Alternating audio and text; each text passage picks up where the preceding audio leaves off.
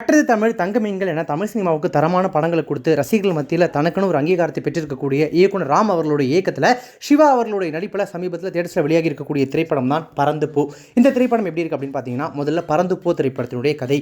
சென்னையில் எப்படியாவது மளிகை கடை தொடங்கிடணும் அப்படின்ற குறிக்கோளோடு ஓடிக்கொண்டிருக்கக்கூடிய கோகுல் அப்படின்ற கதாபாத்திரத்தில் சிவா மாத இஎம்ஐக்களால் பயங்கரமாக அவதிப்பட்டு இருக்காரு. அவருடைய மனைவியான குளோரி, அதாவது கிரேசி ஆண்டனி, தன்னுடைய சேலை விற்பனை தொழிலால் ஓரளவுக்கு குடும்ப பிரச்சனையை சமாளிக்கிறாங்க. பெற்றோரின் இந்த இயந்திரத்தனமான பொருளாதார ஓட்டத்தினால அவர்களின் ஒரே மகனான அன்பு, மிதுல் ரயான் அப்படின்ற பையன் தான் அந்த அன்பு கதாபாத்திரத்தில் நடிச்சிருக்காரு. பகல் வேளையில் பூட்டிய வீட்டுக்குள்ள அன்பு தனிமையில் ஆன்லைன் கிளாஸ்களோட பொழுது கழிக்கிறாரு. இந்த தனிமையால் பெற்றோரின் மீது பிடிப்பின்மையும் குழந்தை பருவத்தை அனுபவிக்க வேண்டும் அப்படின்ற ஆசையும் அன்பு நிறையவே வருது. இந்த நிலையில ஒரு அலுவலக வேலை காரணமாக குளோரி கோயம்புத்தூர் போகிறதுக்கு எதிர்பாராத தருணத்துல கோகுலும் அன்பும் ஒரு சின்ன பைக் ரைடுக்கு கிளம்புறாங்க. இந்த பயணத்துல பெற்றோருக்குள்ளும் அன்புக்குள்ளும் நிகழும் நேர்மறை மாற்றங்களே ராம் இயக்கி இருக்கக்கூடிய இந்த பறந்து போ படத்தில் நடிச்சிருக்கக்கூடிய நடிகர்கள் எப்படி நடிச்சிருக்காங்க அப்படின்னு பார்த்தீங்கன்னா, தன்னுடைய வழக்கமான அப்பாவித்தனமான மேனரிசத்தோட ஒன்லைன் கவுண்டர் காமெடிகளோடையும் உலாவும் சிவா அங்கங்கே வரக்கூடிய உணர்வுபூர்வமான தருணங்களையும் முதிர்ச்சியோட அணுகி தன்னுடைய கதாபாத்திரத்தை அழுத்தமாக பதிய வைக்கிறாரு. அகில உலக சூப்பர் ஸ்டார் அப்படின்ற அந்த பட்டத்தோட வலம் வரக்கூடிய சிவாவுடைய படங்கள் எப்படி இருக்கும் அப்படின்னு தெரியும். அவருடைய படங்கள்லேயே வழக்கத்துக்கு மாறான ஒரு கம்ப்ளீட்டான வேற மாதிரியான கதாபாத்திரம் படம் அப்படின்னு சொல்லலாம். ஆனால் அட் தி சேம் டைம் நீங்கள் ஒரு அகில உலக சூப்பர் ஸ்டார் சிவாவுடைய ஃபேன் ரசிகராக இருக்கீங்க அப்படின்னா கண்டிப்பாக அந்த வகையில் நீங்கள் டிசப்பாயிண்ட் ஆக மாட்டீங்க.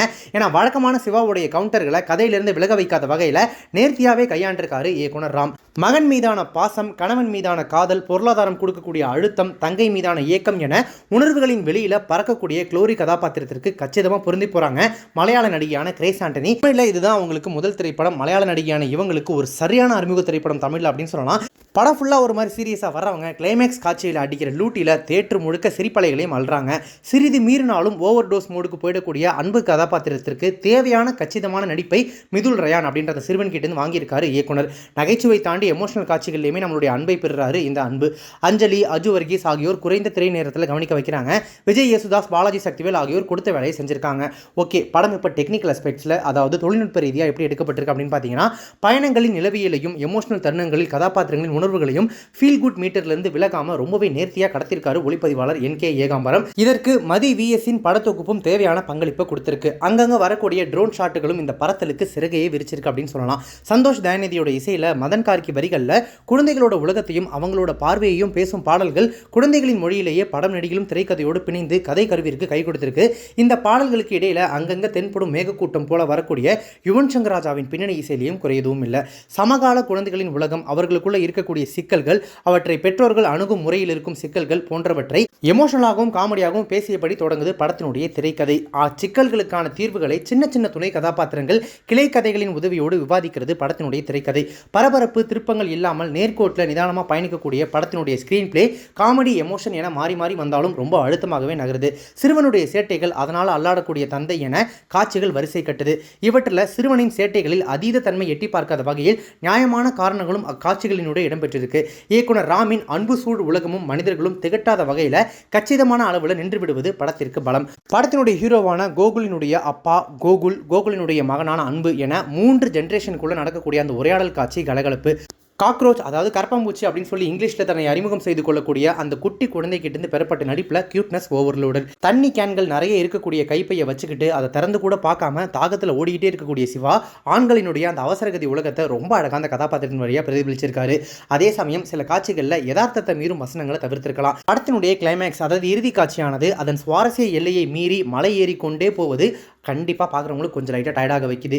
இறுதி காட்சியில், அதாவது கிளைமேக்ஸில் வரக்கூடிய ஒரு சீனில் ஈடை நோய் இருக்கிறதா காட்டப்பட்ட குளோரி கிட்ட இன்ஹேலரை தூக்கி போட சொன்னதை தவிர்த்திருக்கலாம். அது கொஞ்சம் உறுத்தலாக இருந்துச்சு. கிராம வாழ்க்கையை புனிதப்படுத்துறது போல நீட்டி முடக்கி பேசினாலும் கூட இறுதியில் அந்த வாழ்க்கையுமே கூட விமர்சனத்துக்கு உள்ளாக்குனது கண்டிப்பாக சிறப்பு. மொத்தத்தில் இந்த பறந்து போ திரைப்படம் எப்படி இருக்குது அப்படின்னு கேட்டிங்கன்னா, நவீன பொருளாதார சூழலும் நகரமயமாக்கலும் தரும் அதீத அழுத்தங்களால் பெற்றோர் மீது திணிக்கப்படும் சுமைகள், அதனால் நேரடியாகவும் மறைமுகமாகவும் பாதிக்கப்படும் குழந்தைகள் என்ற பிரச்சனையை ஃபீல் குட் படமாக உரையாடி நம்மையும் குழந்தைகளின் உலகத்தில் பறக்க விட்டுருக்கு இந்த பறந்து போ. தேட்டரில் போய் பார்க்குற அளவுக்கு இந்த திரைப்படம் ஒருத்தா அப்படின்னு கேட்டிங்கன்னா கண்டிப்பாக தேட்டரில் போய் பார்க்க வேண்டிய ஒரு படம் அப்படின்னு நான் சொல்லுவேன். இந்த இயந்திர வாழ்க்கையில் எல்லாருக்குமே ஒரு சின்ன ரிலாக்ஸேஷன் தேவைப்படுது. அது ஒரு ட்ராவலாக இருக்கலாம், ஒரு படத்துக்கு போகிறதா இருக்கலாம், ஏதோ ஒன்றா இருக்கலாம். அப்படியான ஒரு relaxation, mind free and feel good படமாக இந்த பறந்து போ திரைப்படம் படம் இருக்கும். அண்ட் அவங்க சொன்ன விஷயங்கள் சிலது காமெடியாக எமோஷனலாக இருந்தாலுமே கூட அது வழியாக சொல்லப்பட்ட விஷயங்கள் கண்டிப்பாக உங்கள் மனசுக்குள்ளே இந்த படம் முடியும் போது ஒரு மிகப்பெரிய தாக்கத்தை ஏற்படுத்தியிருக்கும். யாருக்கு தெரியும், இந்த படத்தை பார்த்துட்டு பல பேர் தங்களுடைய குழந்தைகளை கூப்பிட்டுக்கிட்டு தங்களுடைய 2 வீலரில் ரைடுக்கு கிளம்பலாம். அதுக்கு கூட வாய்ப்புகள் நிறைய இருக்குது. பல விஷயங்களை ரொம்பவே போகிற போக்கில் அழகாக யதார்த்தமாக சொன்னது தான் இந்த படத்தினுடைய மிகப்பெரிய ப்ளஸ் அப்படின்னு சொல்லலாம். ராம் அவர்களுடைய படங்கள் அப்படின்னு எடுத்துக்கிட்டால் கட்டளை தமிழாக இருக்கட்டும், தங்க மீன்களாக இருக்கட்டும், பேரன்பாக இருக்கட்டும், எப்போதுமே ரொம்ப இன்டென்சிவாக ரொம்ப சீரியஸாக தான் படம் எடுப்பார் அப்படின்ற மாதிரிலாம் இருந்துச்சு இல்லையா. என்னால் இவ்வளோ காமெடியாக ஜாலியாகவும் போகிற போக்கில் நான் சொல்ல வர விஷயத்தை சொல்ல முடியும் அப்படின்னு சொல்லி இந்த படத்தின் வழியாக ஒரு அழகான மெமரியை நம்ம மனசில் அவர் விட்டு போகிறாரு. பறந்து போ கண்டிப்பாக தியேட்டரில் போயிட்டு குழந்தைகள் குடும்பங்களோட பார்க்க வேண்டிய ஒரு திரைப்படம். நீங்கள் படத்தை பார்த்துட்டீங்க அப்படின்னா படத்தை பற்றின உங்களோட ரிவ்யூ என்ன, கருத்துக்கள் என்ன அப்படின்றத கமெண்ட்ஸில் மென்ஷன் பண்ணுங்கள். இப்போ இந்த ரிவ்யூ உங்களுக்கு ரொம்ப பிடிச்சிருந்துச்சுன்னா லைக் பண்ணுங்கள், ஷேர் பண்ணுங்கள். நம்ம சேனலை இது வரைக்கும் சப்ஸ்கிரைப் பண்ணாதவங்க யாராவது இப்போ இந்த வீடியோ பார்த்துருக்கீங்க அப்படின்னா மறக்காம உடனே இப்போவே சேனலுக்கு சப்ஸ்கிரைப் பண்ணிவிட்டு பக்கத்தில் நோட்டிஃபிகேஷன் பில் பண்ணி மறக்காம டிங் நினைத்துருங்க.